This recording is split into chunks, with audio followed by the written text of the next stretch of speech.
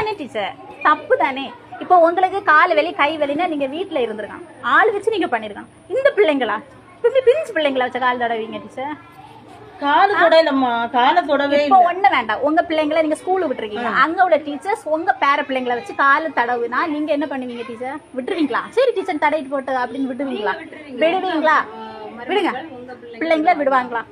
ஒரு நாள்னா கூட நீங்க சொன்ன மாதிரி சரி டீச்சர் உங்க பிள்ளைங்க தானே, ஆனா நீங்க ரெகுலரா பண்றீங்க, கஷ்டமா இருக்கு டீச்சர். நீங்க எதனால இந்த பிள்ளைங்களை ஒதுக்குறீங்க? உங்க பிள்ளை தொடவே எங்க தொடவில்ல, போய் சொல்லக்கூடாது. சரி சரியா போன விடுங்க.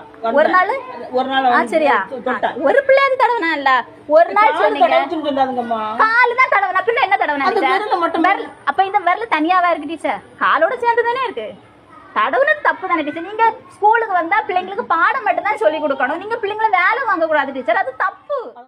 கன்னியாகுமரி கருங்கல் அருகே கோட்டவிளை செல்லங்கோணம் அரசு தொடக்கப்பள்ளி தலைமை ஆசிரியை மாணவர்களை தமது கால்களை பிடித்துவிடச் சொல்லி வேலை வாங்கியதாக கூறப்படுகிறது. பாத்ரூம் கழுவ வைத்ததாகவும் தெரிகிறது. இதை அறிந்த பெற்றோர் தலைமை ஆசிரியரை சரமாரியாக கேள்வி கேட்டனர்.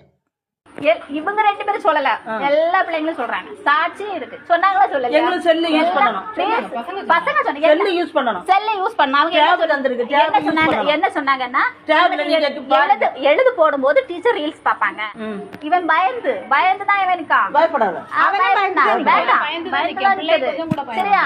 இங்க நீங்க போன உடனே டீச்சர் என்ன அடிப்பாங்க, திட்டுவாங்க, கவனிக்க மாட்டாங்க. அப்படிதானே டீச்சர் நீங்க பண்ணது தப்பு.